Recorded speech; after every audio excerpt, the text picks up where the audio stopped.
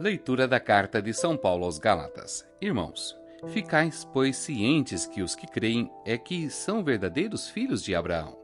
E a Escritura, prevendo que Deus justificaria as nações pagãs pela fé, anunciou muito antes a Abraão: em ti serão abençoadas todas as nações. Portanto, os crentes são abençoados com o crente Abraão. Aliás, todos que põem sua confiança na prática da lei estão ameaçados pela maldição, porque está escrito: Maldito quem não cumprir perseverantemente tudo o que está escrito no livro da lei. Pela lei, ninguém se justifica perante Deus. Isto é evidente porque o justo vive da fé. E a lei não se funda na fé, mas no cumprimento. Aquele que cumpre a lei, por ela viverá. Cristo resgatou-nos da maldição da lei, fazendo-se maldição por nós, pois está escrito: Maldito todo aquele que é suspenso no madeiro. Assim, a bênção de Abraão se estendeu aos pagãos em Cristo Jesus, e pela fé recebemos a promessa do Espírito. Palavra do Senhor, graças a Deus.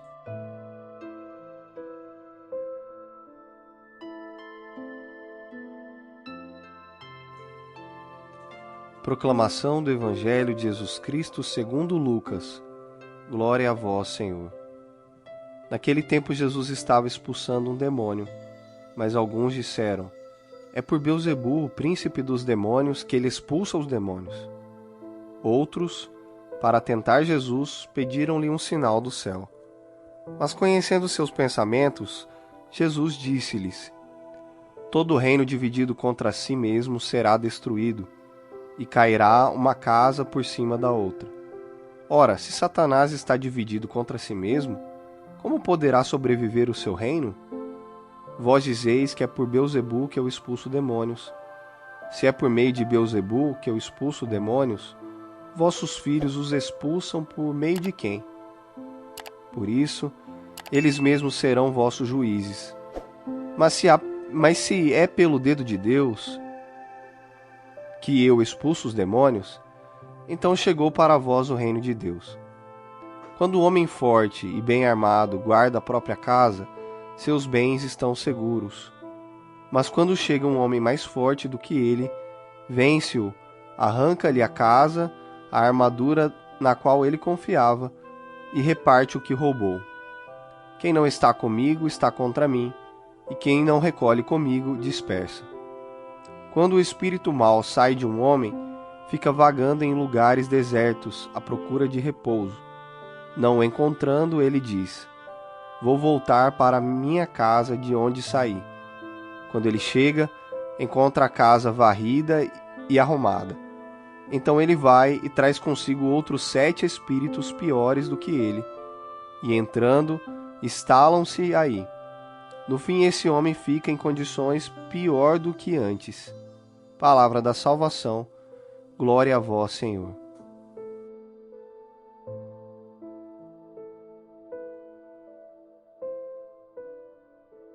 Queridos irmãos e irmãs em Cristo, imaginem-se em um tribunal.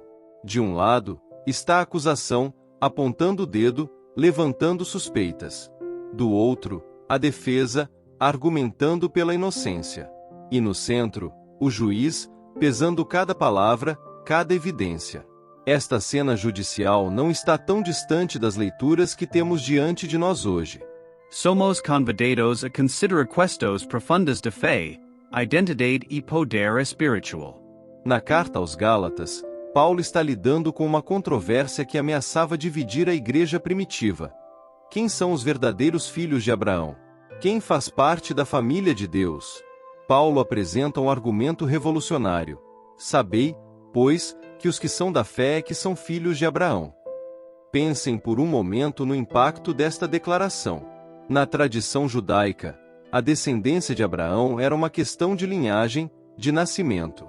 Mas Paulo está redefinindo completamente essa identidade. Não é o sangue que determina quem pertence à família de Deus, mas a fé. Paulo vai além, citando as Escrituras: todas as nações serão abençoadas em ti. A promessa feita a Abraão não era apenas para seus descendentes físicos, mas para todos os que compartilhassem sua fé. Que visão expansiva e inclusiva do amor de Deus! Mas Paulo não para por aí. Ele confronta diretamente a ideia de que a obediência à lei é o caminho para a justificação. Todos os que se baseiam nas obras da lei estão sob maldição. Estas são palavras fortes. Paulo está desafiando a própria base da religiosidade de seu tempo. Em vez disso, ele aponta para Cristo. Cristo nos resgatou da maldição da lei, fazendo-se maldição por nós. Aqui está o coração do Evangelho. Jesus tomou sobre si a maldição que nos separava de Deus, para que pudéssemos receber a bênção prometida a Abraão. Esta é uma mensagem de libertação. Não somos justificados por nossa capacidade de cumprir regras, mas pela graça de Deus através da fé em Cristo. É um convite a deixar de lado o fardo do legalismo e abraçar a liberdade que vem da confiança em Deus. Agora, voltemo-nos para o Evangelho. Jesus acabou de expulsar um demônio, demonstrando seu poder sobre as forças do mal. Mas em vez de celebração, encontramos acusação. É por Beelzebu, o príncipe dos demônios, que ele expulsa os demônios. Que acusação absurda! É como acusar um médico de espalhar doenças enquanto ele cura pacientes. Jesus responde com uma lógica irrefutável. Se Satanás está dividido contra si mesmo, como subsistirá o seu reino? Jesus está expondo a irracionalidade da acusação. Se ele estivesse operando pelo poder de Satanás, estaria destruindo o próprio reino que supostamente representaria. Não, o poder de Jesus vem de uma fonte muito diferente e superior. Mas, se é pelo dedo de Deus que eu expulso os demônios, então o reino de Deus chegou até vós. Que declaração poderosa!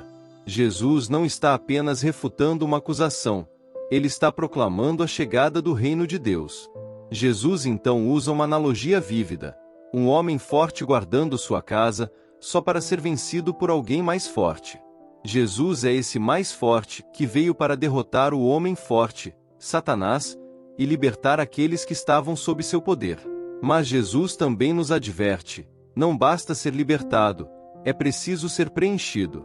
Quando o espírito impuro sai do homem, volta, e entra com outros 7 espíritos piores, e o último estado desse homem torna-se pior que o primeiro. Esta parábola nos lembra que a libertação espiritual não é o fim, mas o começo. Não basta ser limpo do mal, é preciso ser preenchido com o bem. Não é suficiente rejeitar o pecado, devemos abraçar ativamente a virtude e permitir que o Espírito Santo habite em nós. Então, como estas leituras se aplicam a nós hoje? Primeiro, somos chamados a reconhecer nossa verdadeira identidade. Assim como Paulo desafiou os Gálatas a verem-se como filhos de Abraão pela fé, somos convidados a nos ver como filhos de Deus não por nossos méritos, mas pela graça através da fé em Cristo. Segundo, somos libertados do fardo do legalismo. Não precisamos nos esforçar incessantemente para ganhar o favor de Deus. Cristo já pagou o preço. Nossa obediência flui não do medo da punição, mas do amor e da gratidão. Terceiro, somos chamados a discernir a fonte do poder espiritual. Em um mundo cheio de espiritualidades alternativas e falsas promessas de poder, precisamos estar atentos para reconhecer a verdadeira obra de Deus. Quarto, devemos reconhecer a realidade do conflito espiritual. Jesus não negou a existência de forças espirituais malignas. Ele as confrontou e as venceu. Como seguidores de Cristo, estamos engajados na mesma batalha, mas com a certeza da vitória final de Cristo. Finalmente, somos desafiados a não nos contentar com uma mera limpeza espiritual superficial. Não basta abandonar velhos hábitos. Precisamos cultivar ativamente virtudes, preencher nossas vidas com a presença do Espírito Santo. Meus queridos irmãos e irmãs, hoje somos convidados a uma fé mais profunda e uma liberdade mais plena em Cristo. Somos chamados a nos ver como Deus nos vê, filhos amados, justificados pela fé, capacitados pelo Espírito. Imaginem como seria se vivêssemos plenamente nesta realidade. Se cada manhã acordássemos com a certeza de que somos amados incondicionalmente por Deus. Se enfrentássemos cada desafio não confiando em nossa própria força, mas no poder de Cristo que venceu todo o mal. Se nossas vidas fossem não apenas limpas do mal, mas transbordantes da bondade e do amor de Deus. Que possamos, como Paulo, proclamar corajosamente a liberdade que temos em Cristo. Que possamos, como Jesus, viver na confiança do poder de Deus operando em nós e através de nós. E que nossas vidas sejam um testemunho vivo do reino de Deus que chegou e continua a chegar em nosso meio. Que a graça de nosso Senhor Jesus Cristo, o amor de Deus Pai e a comunhão do Espírito Santo estejam com todos vocês, hoje e sempre. Amém.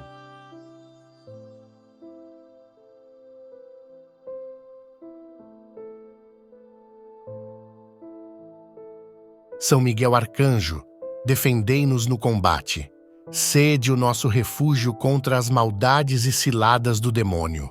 Ordene-lhe Deus, instantemente o pedimos, e vós, príncipe da milícia celeste, pela virtude divina, precipitai no inferno a Satanás e aos outros espíritos malignos que andam pelo mundo para perder as almas. Amém.